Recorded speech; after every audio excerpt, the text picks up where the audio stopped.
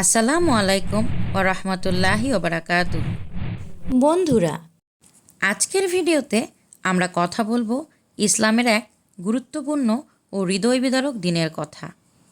এই দিনটি শুধু শোক বা স্মরণ নয়, এটি আমাদের জন্য ইতিহাস, আত্মত্যাগ ও শিক্ষা গ্রহণের এক মহা উপলক্ষ। তো কেমন আছেন সবাই? আশা করছি ভালো আছেন। আল্লাহর অশেষ রহমতে আমিও ভালো আছি, আলহামদুলিল্লাহ। আজ সকালে ঘুম ভাঙতেই মনটা অদ্ভুত এক পবিত্র অনুভূতিতে ভরে উঠল। আজ যে 10 মহরম, আশুরা, ইসলামের ইতিহাসে এক পবিত্রতম দিন। এই সকালে চারপাশ যেন আরও নীরব, শান্ত আর আত্মমগ্ন। আকাশটাও যেন ধরা দিয়েছে এক অনন্ত শোক আর স্নিগ্ধতায়।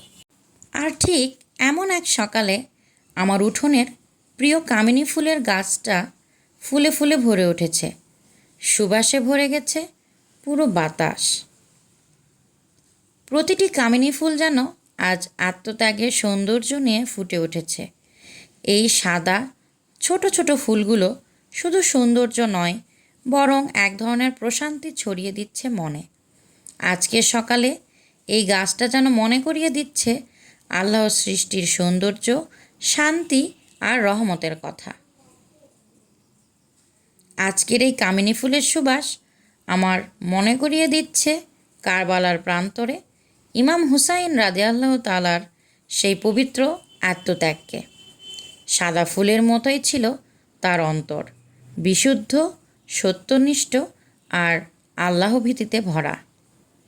এই ফুলগুলো যেন মৌন ভাষায় বলছে, সত্যের পথে থাকতে হলে কখনো কখনো রক্ত ঝরাতে হয়, কিন্তু সেই রক্তই ইতিহাসে ফুটে ওঠে ফুল হয়ে। যেমন আজ আমার উঠোনে কামিনী ফুটেছে। এই আশুরার সকালে এই ফুলগুলো যেন আমাকে বলছে, তুমি কি আজ একটু বেশি ধীরে চলতে পারো? তুমি কি আজ একটু বেশি করে আল্লাহকে মনে করতে পারো? তুমি কি তোমার অন্তরকে ফুলের মতো বিশুদ্ধ করতে পারো?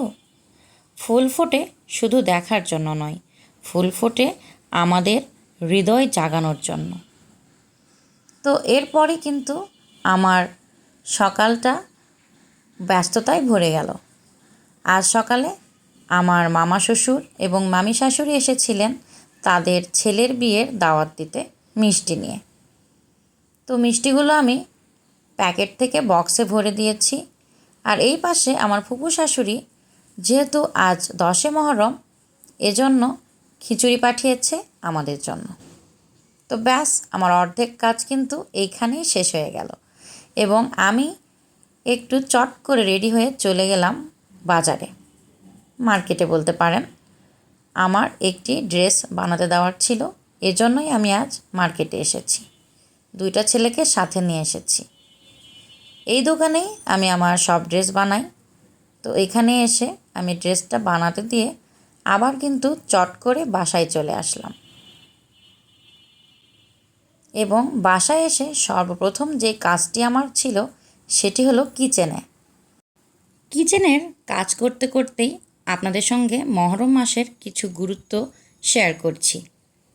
মহরম হলো ইসলামী ক্যালেন্ডারের প্রথম মাস। কোরআন ও হাদিসে একে আল্লাহর মাস বলা হয়েছে।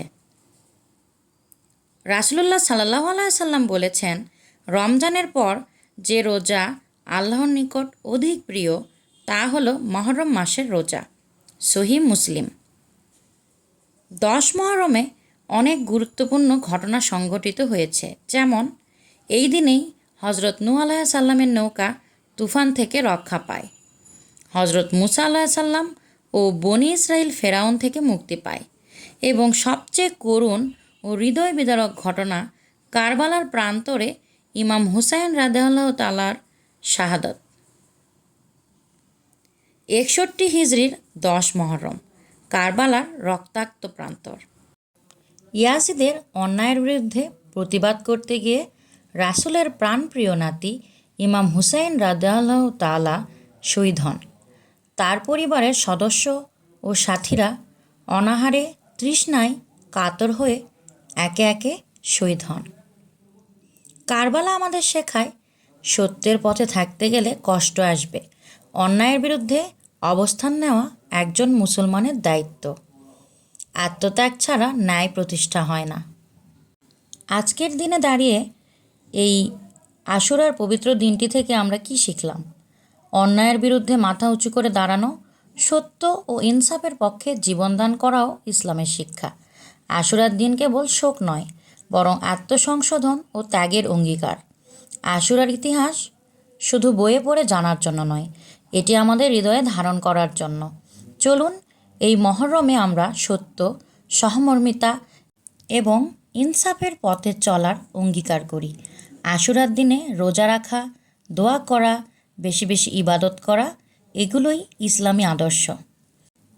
আল্লাহ আমাদের সবাইকে আশুরার শিক্ষা হৃদয়ে ধারণ করে জীবন গড়ার তৌফিক দিন। আজকের দিনে দাঁড়িয়ে একটুখানি চুপ করে থেকে আল্লাহর কাছে মাপ চাওয়া, ইমাম হুসাইন রাদিয়াল্লাহু তাআলা এর আত্মত্যাগ স্মরণ করে নিজের অন্যায় থেকে ফিরে আসা, 2 রাকাত নফল নামাজ পড়া, রোজা থাকলে নিঃসন্দেহে সোয়াবের বৃষ্টি, আত্মীয়কে ফোন করে খোঁজ নেওয়া, দরিদ্রের দিকে একটু সহানুভূতির চোখে তাকানো। এই পবিত্র সকাল যেন আমাদের মনে করিয়ে দেয় জীবন কেবল ভোগের নয়, আত্মত্যাগেরও। আসসালামু আলাইকুম, আল্লাহ হাফেজ।